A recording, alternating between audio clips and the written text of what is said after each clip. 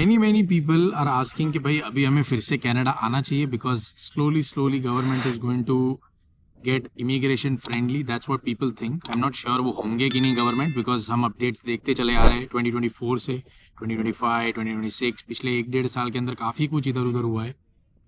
सो मेरे पर्सपेक्टिव में 2 इयर्स के अंदर जो बोलूँगा भाई सच बोलूँगा, ठीक है. मैं आपको बिल्कुल भी मना नहीं करूँगा या हाँ नहीं बोलूँगा, कुछ नहीं बोलूँगा. आपको आना चाहिए नहीं आना चाहिए ये सब मैं आपको सिर्फ मेरे पर्सपेक्टिव शेयर करूंगा. आप मुझे कमेंट में बताना जो भी लोग आना चाहते हैं नहीं आना चाहते उनके कंटेक्स्ट में क्या रहेगा. बिकॉज ये वीडियो में मैं वो टिपिकल बातें नहीं करूंगा जो मैं करता चला आया हूँ. थोड़ी अलग बातें करेंगे जो आपको सेंस लगे, जो डे टू डे बेसिस के अंदर काम आए. यूजुअली मैं डे टू डे बेसिस वाली बातें ही करता हूँ, बट थोड़ी सी अलग बातें करूंगा जो शायद आपको पर्सपेक्टिव थोड़ा अलग मिले. सो वीडियो शुरू करते हैं. लाइक सब्सक्राइब शेयर जरूर कर देना. मैं कहाँ हूँ ये देखो, जनरल मोटर्स का बिल्डिंग है ये सारा. वहाँ पे आई थिंक पंजाबी कुछ भजन या ऐसा कुछ चल रहा है आज. बहुत सारे पंजाबी लोग आपको देखने मिलेंगे. इतने पंजाबी यार, मेरे को नहीं पता था विंडसर में इतने पंजाबी है. Canada was never in my plan guys. मैंने इसके बारे में पास्ट में भी बात करी है. Germany was always in my plan कि मैं जर्मनी जाऊँगा. मैं क्यों जर्मनी नहीं गया, क्यों कनाडा आया, ये आज मैं आपको बताता हूँ. मैंने कभी भी इसके बारे में बात नहीं करी है. मेरा जो future like 10-15 years 20 years down the line का प्लान था वो था कि मैं जर्मनी में एक्सपीरियंस गैदर करूँ एंड देन वहाँ ऑटोमोबाइल सेक्टर में काफ़ी सारी बड़ी जायंट कंपनीज़ है, वहाँ पे एक्सपीरियंस गैदर करके वो कंट्री से सारा कुछ नॉलेज एक्सपीरियंस लेके मैं यूएस मूव होऊंगा. ये इस तरीके का प्लान था. कनाडा मैं क्यों नहीं आना चाहता था, बिकॉज मुझे पता ही नहीं था कनाडा नाम की चीज़ भी है कुछ इस दुनिया में. तो मैंने जर्मनी सेलेक्ट किया. आई वॉज लाइक जर्मनी में मैं सिटीजनशिप ले लूँगा एंड देन मुझे इंडिया तो रहना नहीं है फ्यूचर में, क्योंकि इंडिया में पोल्यूशन नंबर 1 वो मुझे अच्छा नहीं लगता यार. No doubt ease of life, mummy papa ये सब मिल जाता है, बट मुझे वो बहुत ज़्यादा पब्लिक होती है, राइट. पोल्यूशन इतना ज़्यादा है and then all of that stuff, वो मुझे पर्सनली नहीं चाहिए था. मेरे को अपने टर्म्स पे जीना था एंड इंडिया में वो थोड़ा डिफ़िकल्ट हो जाता है. So that's why I was like बाहर के देशों में जाएंगे तो एक एक्सपोजर बढ़ेगा एंड अपन अपने लाइफ में इंडिपेंडेंटली कुछ कर सकते हैं, ठीक है. सो ये थिंकिंग के साथ ही मैं बाहर निकला था एंड 99% लोग ये थिंकिंग के साथ ही बाहर निकलते हैं. I come from a financially very good stable house, ठीक है. तो ऐसा नहीं था कि मैं पैसों के लिए बाहर निकला हूँ या मुझे पैसे और कमाने हैं, राइट. ऐसा कुछ भी नहीं था. इंडिया में भी एक अच्छी लाइफस्टाइल से मैं आता हूँ.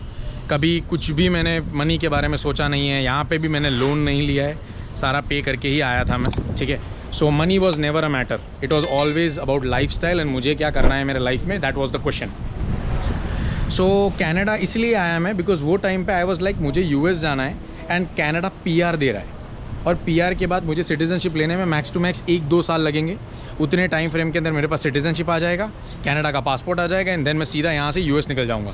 E2 वीज़ा करके होता है, उसके बेसिस के ऊपर आप यूएस जा सकते हो एंड बिजनेस कर सकते हो, रह सकते हो, जो करना है कर सकते हो. एंड बाकी अंदर की जो चीज़ें हैं वो मैं धीरे धीरे आपको इमिग्रेशन कंसल्टेंट से इन्फॉर्मेशन लेके दूंगा. इसीलिए मैं जर्मनी नहीं गया बिकॉज मुझे पता था जर्मनी में टाइम बहुत ज़्यादा लगेगा.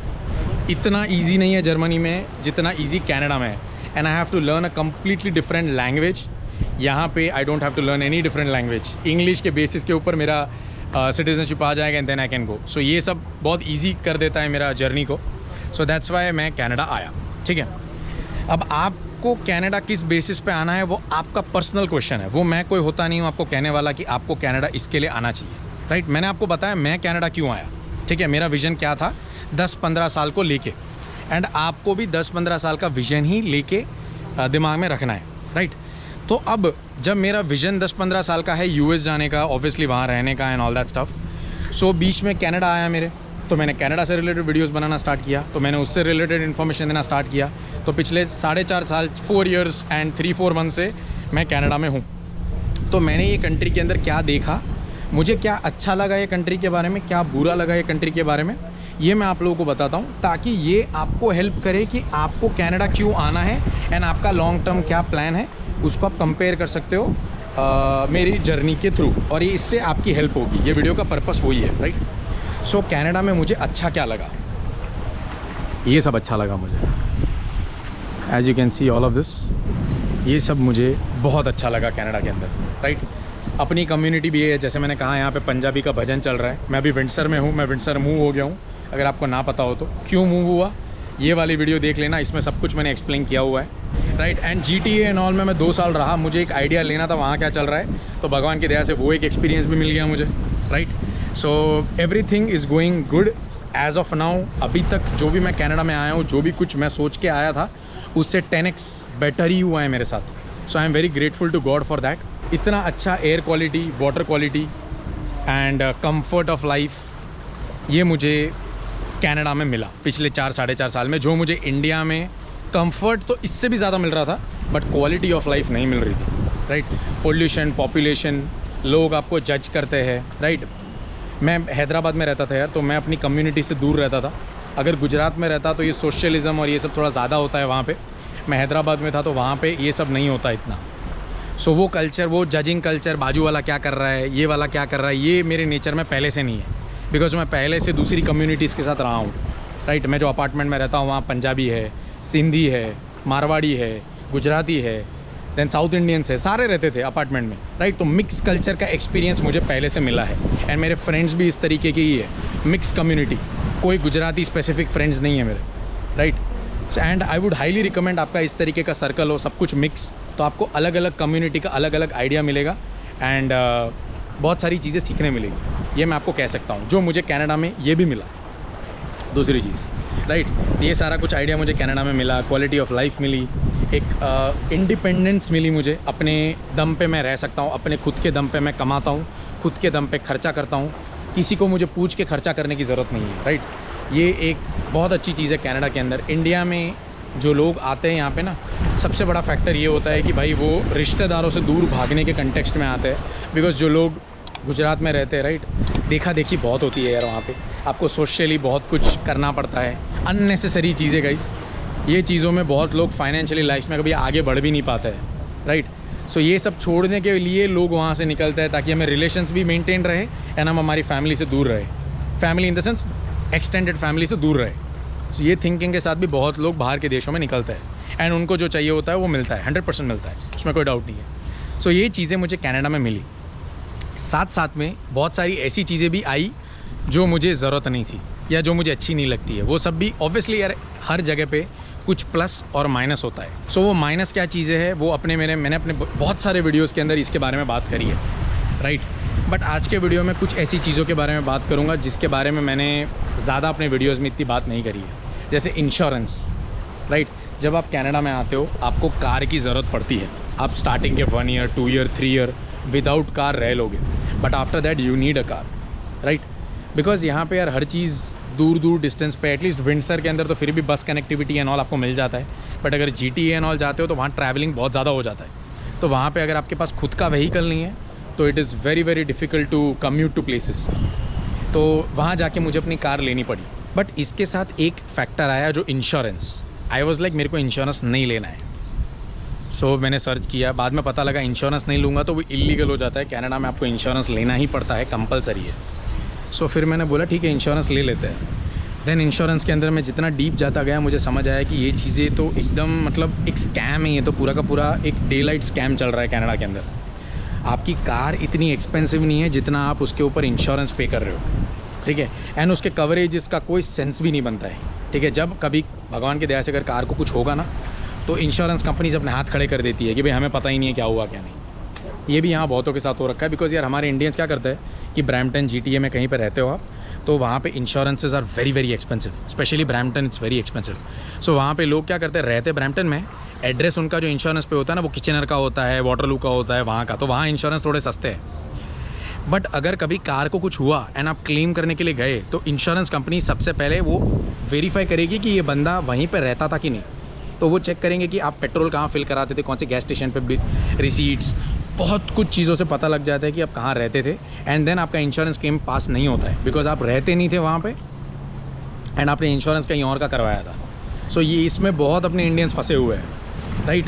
वो अभी ये देखो इंडियंस की भी गलती नहीं है यार, बिकॉज इतना इंश्योरेंस पे करने का भी कोई सेंस नहीं बनता है। कुछ लोगों की गलती की वजह से सारे लोग इतना इंश्योरेंस पे कर रहे हैं एंड वो कार की वर्थ भी उतनी नहीं है जितना आप इंश्योरेंस पे कर रहे हो, राइट। ये सेंस तो मुझे भी समझ में नहीं आता। विंडसर एक्चुअली बहुत चीप है इंश्योरेंस को देखने जाओ, बट फिर भी आई नो पीपल जो यहाँ पे $300 थर्ड पार्टी इंश्योरेंस पे कर रहे हैं। थर्ड पार्टी मतलब आपकी खुद की कार का कवरेज का कोई गारंटी नहीं लेता है। अगर सामने वाले की कार आपने ठोक दी ना तो आपका इंश्योरेंस उसकी कार का देखेगा, आपकी कार का तो आपको कुछ नहीं मिलने वाला है। जो भी लॉस हुआ है वो तो खुद आप ही को कवर करना पड़ेगा, सो उसका $300 बंदे यहाँ पे पे कर रहे हैं, वो भी सेकेंड हैंड कार का, नई कार भी नहीं है। सो कोई सेंस बनता है मुझे बताओ ये इंश्योरेंस का। एंड सब ये लूप के अंदर फंसे हुए हैं, तो ये चीज़ मुझे समझ नहीं आती।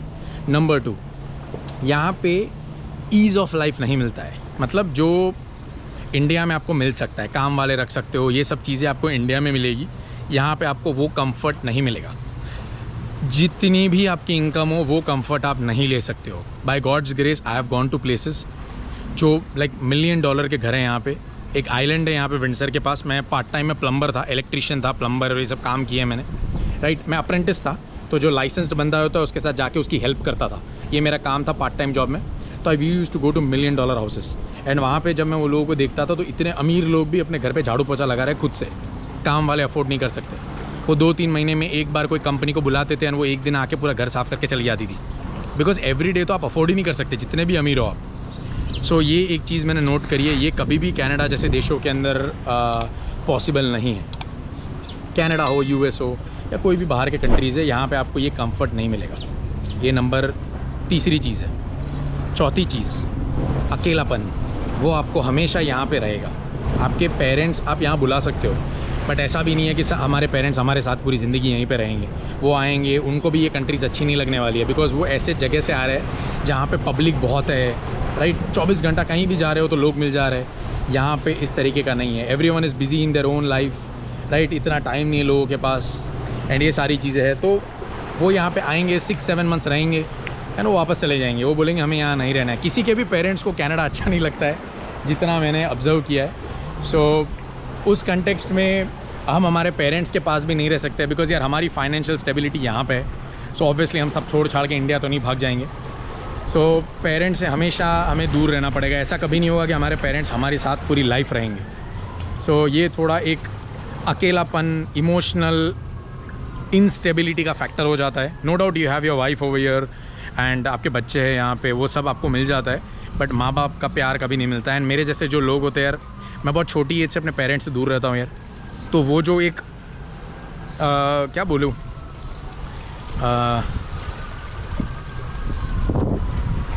माँ बाप का जो एक लव होता है ना, जो अफेक्शन होता है, वो मैंने कभी देखा ही नहीं है। बिकॉज 15-16 ईयर्स की एज से मैं हॉस्टल चला गया, राइट। तो मैं घर जाता था एवरी 4-5 मंथ्स में एक बार घर जाता था, 10 दिन के लिए, 15 दिन के लिए। बट मैं जब घर जाता था ना, मुझे कभी घर की फीलिंग ही नहीं आती थी। मुझे पता था कि मैं यहाँ पे आया हूँ, 10 दिन में मैं वापस चला जाऊँगा। So this is not my house. मैं खाली आया हूँ मिलने के लिए माँ बाप को, एंड मैं वापस चला जाऊँगा। तो इस तरीके का ही मेरा लाइफ रहा है, ठीक है। जो personally guys it's not a very good thing, but कुछ चीज़ें अचीव करने के लिए कुछ चीज़ें सेक्रीफाइस करनी पड़ती है, मुझे ऐसा लगता है। सो वो माँ बाप का प्यार मैंने हमेशा सेक्रीफाइस किया है। 16 ईयर्स, हाँ 10 साल हो गए मुझे, 10-12-11 साल हो गए मेरे पेरेंट्स से दूर रहते हुए। मिलता हूँ उनको जाके, फ़ोन पे बात होती है, बट वो कभी लाइक ऐसा कभी हुआ नहीं है कि मैं उनके साथ 1 ईयर एक साथ, मतलब I have been with them. ऐसा पिछले 11-12 साल में नहीं हुआ है। आई एम 26 ईयर्स ओल्ड, 26 या, तो 15 साल की एज से मैं बाहर हूँ। तो वो प्यार मुझे कभी मिला नहीं है, जो सबके नसीब में नहीं होता भाई। आपके नसीब में शायद होगा, आप अपने पेरेंट्स के साथ रहे हो, you have been close to them. तो प्लीज़, मैं बहुत बार इसके बारे में बात कर चुका हूँ अपने वीडियोज़ के अंदर, आप उनको हक करो, किस करो उनको, उनके पास बैठो यार। ये प्यार सबको नहीं मिलता है, अगर है तो उसको रखो अपने पास। ओवर टाइम मैं बहुत करता था, ठीक है। ओवर टाइम मतलब 40 आवर्स के ऊपर, मतलब 40 घंटा वीक में आप काम करते हो, राइट। 40 घंटे के ऊपर एक भी आवर जाता है तो ओवर टाइम होता है। मतलब अगर फॉर एग्जांपल आपका पर आवर पे है $20, राइट, तो ओवर टाइम में 20 × 1.5 हो जाता है वो, राइट। तो जो भी वो 20 × 1.5 अमाउंट होती है वो आपको पर आवर मिलती है, राइट। एंड बहुत सारी ऐसी कंपनीज है जो संडे अगर आप काम करते हो तो 2 टाइम्स मनी देती है, मतलब 20 × 2 जो कि होता है $40। तो $40 पर आवर आपको पे मिलता है, जो बहुत अच्छा होता है, right. But the thing is, इसके ऊपर टैक्स इतना ज़्यादा कट जाता है कि आपके पॉकेट में कुछ ज़्यादा आता ही नहीं है। And after a point you will be thinking कि भाई मैं अपने लिए काम कर रहा हूँ, मैं गवर्नमेंट के लिए काम कर रहा हूँ, राइट। यही समझ में नहीं आता है। सो वेन एवर आई सी माई पे चेक्स, मैं कैनेडियन गवर्नमेंट को याद करता हूँ कि भाई मेरी मेहनत जो है वो कैनेडियन गवर्नमेंट के पास जा रही है। ऑब्वियसली मेरी नहीं, यहाँ जितने भी लोग रह रहे हैं कनाडा में, सबकी मेहनत का पैसा कैनेडियन गवर्नमेंट के पास जा रहा है। एंड वो क्या हमें दे रहे हैं, जो हम उनको पे कर रहे हैं, कुछ हाँ, कुछ ना। According to my 4 years and 4 months of experience, I would just say one thing, अगर आप यहाँ आ रहे हो आप इंडिया में एक वेल सेट बैकग्राउंड से आ रहे हो, काइंडली नंबर 1 थिंग गाइस, कोई भी इंडियन इन्फ्लुएंसर कनाडा में है, वो पंजाबी है, वो गुजराती है, वो सरदार है, या वो मराठी है, या वो जो भी साउथ इंडियन है, जितने भी इन्फ्लुएंसर्स है, किसी की भी बात सुनने की ज़रूरत नहीं है, including me. Look at your self, look कि आपके फादर ने इंडिया में कितना सेटअप किया है फाइनेंशियली, आपको आपके लाइफ में क्या अचीव करना है, आपको जो अचीव करना है वो इंडिया में पॉसिबल है, आपको क्या लाइफस्टाइल इंडिया में मिल रही है, क्या लाइफस्टाइल कनाडा में, यूएस में या बाहर के जो भी कंट्री में मिल रही है, वो अगर आपको प्रॉपरली 15 ईयर्स 20 ईयर्स का एक वो दिख रहा है ना, वो क्या बोलते हैं, विजन दिख रहा है ना आपको 15-20 साल का, तभी आप इंडिया के बाहर निकलने के बारे में सोचना, ठीक है। बिकॉज जितना मुझे समझ में आया है, जितना मैंने यूट्यूब पे बैठ के हमारे Indian influencers in Canada specific, not other countries, ये लोग बेचारे एक लोअर मिडिल क्लास बैकग्राउंड से आ रहे हैं इंडिया से, राइट। पेरेंट्स बेचारे गवर्नमेंट जॉब करते हैं, छोटी मोटी जगहों पे काम करते थे उनके पेरेंट्स, एंड थोड़ा बहुत बेचारों ने लोअर मिडिल क्लास करके खाना 3 टाइम खाना घर पे आ जाता है, पढ़ाई वढ़ाई हो जाती है जैसे तैसे करके। इस तरीके के बैकग्राउंड से हमारे इंडियन इन्फ्लुएंसर्स कनाडा में आए हैं, एंड यहाँ पे आके 4-5 साल के अंदर एक घर ले लिया है उन्होंने, एक कार ले लिए, एक अच्छा खासा एक क्वालिटी ऑफ लाइफ उनको मिला है। तो वो वीडियोस में गोप्रो ख़रीद के या कोई भी कैमरा ख़रीद के वीडियो में कनाडा में ऐसे होता है जी, कनाडा में वैसे होता है जी, ये सब आपको बता रहे हैं। तो आपको ऐसा लग रहा है वो बंदा लाइफ में बहुत आगे जा चुका है, जो कि मुझे भी नहीं पता है वो आगे जा चुका है कि नहीं, आपको भी नहीं पता है वो आगे जा चुका है नहीं, वो तो उसी को पता है वो कितना आगे जा चुका है।